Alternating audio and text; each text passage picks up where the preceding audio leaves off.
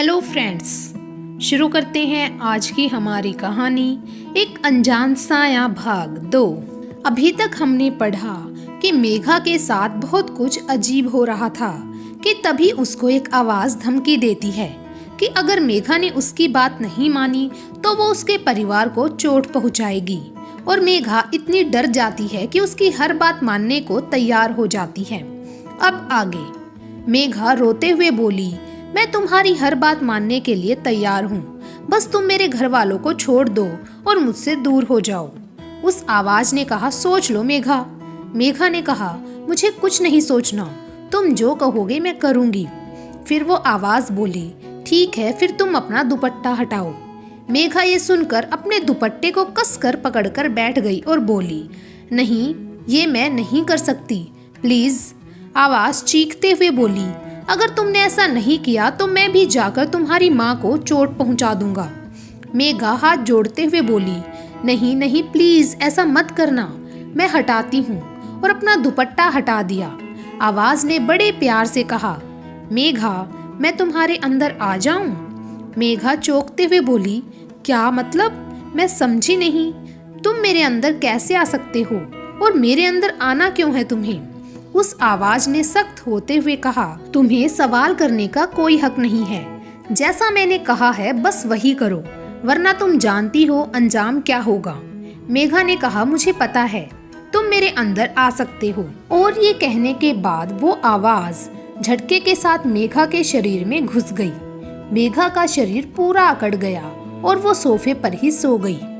कुछ टाइम बाद जब घर की बेल बजी तो मेघा की आंख खुली और उसने दरवाजा खोला तो मेघा की माँ बोली, इतनी देर लगा रही हो, मैं कब से बेल बजा रही हूँ। मेघा बोली, बजा रही हो तो कोई प्रधानमंत्री तो नहीं हो ना, कब से बकबक किए जा रही हो, दरवाजा खोल दिया है ना, अब चुपचाप अंदर घुस। मेघा की माँ एक टकी लगाए मेघा की तरफ देखे जा रही थी और बोली, तेरी अकल ठिकाने तो है ना, तुझे पता भी है तो किससे बात कर रही है और क्या बोल रही है? अभी 2 पड़ेंगे खींचकर तो अकल ठिकाने आ जाएगी।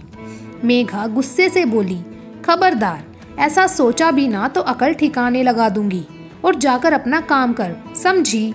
मुझे ये फालतू की बकवास पसंद नहीं है। मेघा की माँ ने जैसे ही मेघा पर हाथ उठाया, मेघा ने उसका हाथ पकड़कर ऐंठ दिया और बोली, ए बुढ़िया, खबरदार, आज ये गलती कर दी, आज के बाद कभी मत करना, वरना एक हाथ तोड़कर दूसरे हाथ में रख दूंगी, समझी? चल अब मुझे भूख लगी है, जाकर फटाफट से चिकन बना। मेघा की माँ रुआसी सी आवाज में बोली, पर बेटा, हमारे यहाँ तो कोई नॉन वेज नहीं खाता, तो फिर तू क्यों मांग रही है? मेघा गुस्से से बोली, मैंने कहा ना, मुझे ज्यादा बकवास नहीं सुननी, बस जाकर चिकन बनाया कहीं से भी ला, वरना याद रखना फिर क्या होगा तेरा। और ये कहकर मेघा अपने कमरे में चली गई। मेघा की माँ को जैसे कोई बहुत बड़ा सदमा लगा हो। वो खुद को समझाने में लगी थी कि आखिर हुआ क्या है, और रोते रोते उन्होंने मेघा के पापा को फोन किया और फोन पर सब कुछ बताया। मेघा के पापा ने कहा, तुम चिंता मत करो, तुम उसे बस बोल दो कि तुम बना रही हो, मैं आता हूँ अभी। मेघा की माँ ने कहा, आप प्लीज बाहर से चिकन लेते आना, वरना जिस तरह से उसने कहा है पता नहीं क्या करेगी। मेघा के पापा ने उन्हें आश्वासन देते हुए कहा, तुम चिंता मत करो, मैं आता हूँ, और कुछ मत कहना। मेघा की माँ ने फोन रख दिया और किचन में चली गई। कुछ देर बाद मेघा जब अपने कमरे से बाहर निकली, उसकी माँ देखकर उसको चौंक गई और उसके हाथ से बर्तन गिर गए। वो फटाफट से दौड़ी हुई आई और मेघा को देखते हुए बोली और अपनी साड़ी से ढकते हुए बोली, अरे बेटा, तुमने क्या पहन लिया है? तुम्हें पता है ना तुम्हारे पापा को पसंद नहीं है, और तुम भी ऐसे कपड़े नहीं पहनती हो, फिर आज ये सब क्यों पहन रखा है? मेघा अपनी माँ को धक्का देते हुए बोली, ए बुढ़िया, मैंने ऐसा पहना ही क्या है? और अपने कपड़ों को पकड़ते हुए बोली, ये लुंगी है ना तेरे हस्बैंड की, और ये तेरा ब्लाउज, ये ही तो पहना है, बस इसमें क्या खराबी है? जिस्म तो ढका है ना, तू कहे तो उन्हें भी हटा दूं? मेघा की माँ रोते हुए उसके आगे हाथ जोड़ते हुए बोली, नहीं बेटा, प्लीज ऐसा मत करना, तुम जाओ अपने कमरे में आराम करो, मैं तुम्हारे लिए चिकन लाती हूँ। मेघा झूमते हुए अपने कमरे में चली गई। मेघा अपने कमरे में जाकर अंदर से लॉक करके और बहुत तेज आवाज में शराबियों वाले गाने चलाकर नाचने लगती है। उधर मेघा के पापा जल्दी जल्दी घर आते हैं और आते ही मेघा की माँ से मेघा के बारे में पूछते हैं। मेघा की माँ उन्हें गले लगाकर फूट फूट कर रो देती हैं और कहती हैं, देखिए ना मेघा के पापा, हमारी बेटी को क्या हो गया है, वो किस तरह का सुलूक कर रही है और उसने जिस तरीके से मुझसे बात की है मैं आपको बता नहीं सकती मुझ पर क्या बीत रही है। और आज तो वो चिकन खाने तक बोल दी। हमारी बेटी कभी ऐसा नहीं कर सकती।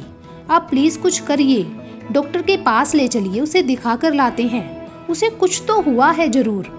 मेघा के पापा मेघा की माँ को शांत कराते हुए बोले, तुम पहले रोना बंद करो और ये बताओ मेघा कहाँ है, कैसी है, क्या कर रही है।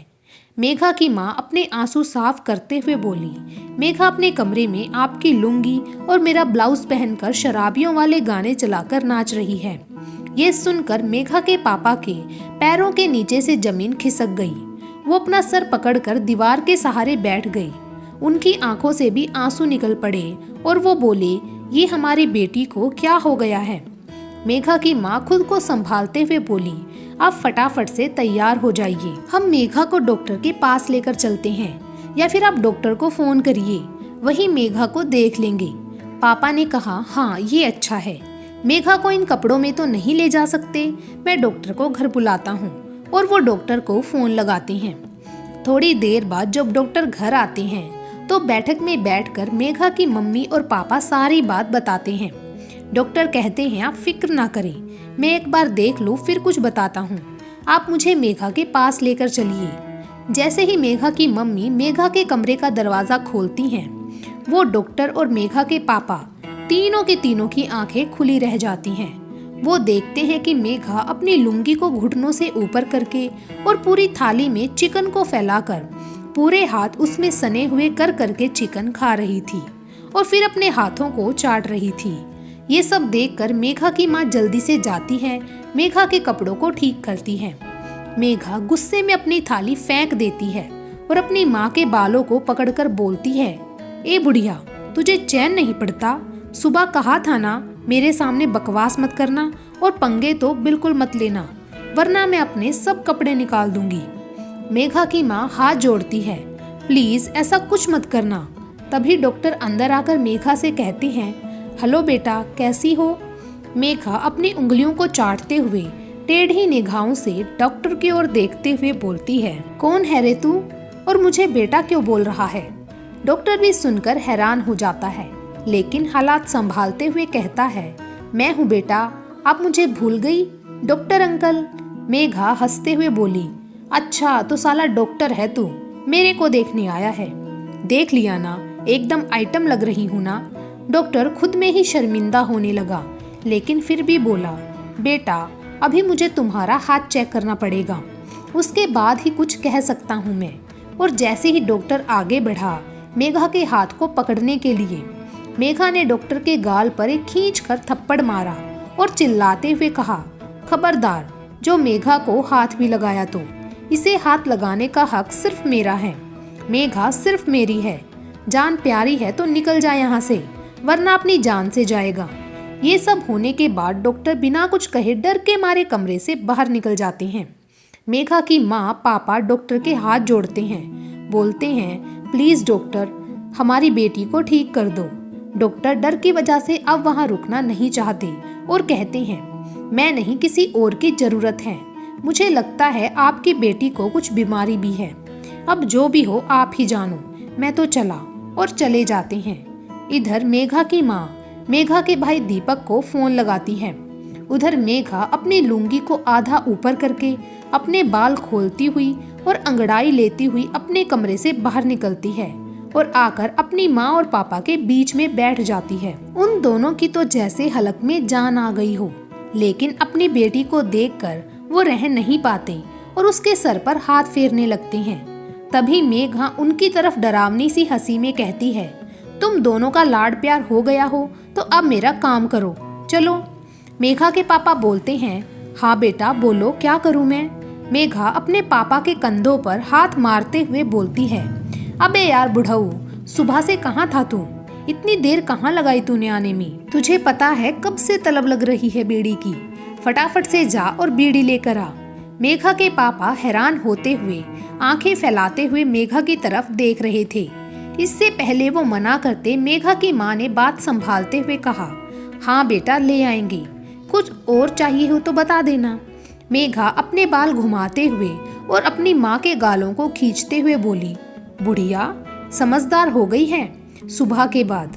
अच्छा है तो एक काम कर, फिर मेरे लिए एक देसी ठर्रा भी मंगा दे। मेघा के पापा ये सब सुन नहीं पाए और शर्म के मारे खुद ही वहाँ से उठकर चले गए और मेघा अपनी लुंगी झाड़ते हुए उठकर वहाँ से अपने कमरे में चली गई। मेघा की माँ अपना सर पकड़कर रोने लगी। तभी दीपक आया और अपनी माँ को इस हालत में देखकर परेशान होता हुआ अपनी माँ के पास आकर बैठ गया और बोला, क्या हुआ मम्मी, आप इस तरह क्यों बैठी हैं और रो क्यों रही हैं? आपने फोन पर भी कुछ नहीं बताया, हुआ क्या है? पापा कहाँ हैं? मैंने देखा पापा की बाइक बाहर खड़ी है, पापा भी आ गए हैं क्या? मेघा की माँ ने दीपक को रोते रोते पूरा किस्सा सुनाया। ये सुनकर दीपक के तो होश ही उड़ गए और वो बबाक सा आंखें फैलाए हुए मुंह खोलकर जमीन पर बैठ गया। मेघा की माँ ने दीपक को पकड़कर जोर से हिलाया जैसे वो किसी ख्वाब से बाहर निकला हो। उसने होश में आते ही पूछा, मम्मी तो क्या पापा वो सब लेने गए हैं? मेघा की मम्मी रोते हुए बोली, हाँ बेटा, हमारे पास और कोई रास्ता भी नहीं था और अगर मना करते तो मेरी तरह तेरे पापा पर भी वो हाथ उठा सकती थी। दीपक ने कहा, रुको मैं देखता हूँ उसे, अभी मैं उससे बात करता हूँ, इस तरीके से कैसे कर सकती है वो? मेघा की माँ ने उसे पकड़कर बैठा लिया और कहा, नहीं बेटा तू उसके पास नहीं जाएगा, वो अपने होश में नहीं है, कभी भी कुछ भी कर सकती है। दीपक ने अपना दिमाग इधर उधर दौड़ाया और बोला, मम्मी कहीं हमारी मेघा पर कोई भूत प्रेत का साया तो नहीं है ना? मेघा की माँ सकपकाई सी बोली, हाँ सही कहा तूने दीपक, ये तो मैंने सोचा ही नहीं, ऐसा भी हो सकता है, वरना हमारी मेघा ऐसा कभी नहीं करेगी। एक काम कर, तू चल मेरे साथ। और मेघा की माँ पूजा वाले कमरे में जाकर गंगा जल लेकर मेघा के कमरे में जैसे ही घुसी, मेघा चीख कर बोल पड़ी, ए बुढ़िया इसे दूर रख मुझसे, अगर तूने इसे मेरे ऊपर डाला तो मैं तेरी बेटी को नहीं छोड़ूंगा। मेघा की माँ ने मेघा की एक ना सुनी और गंगा जल की कुछ बूंदें मेघा के ऊपर डाल दी।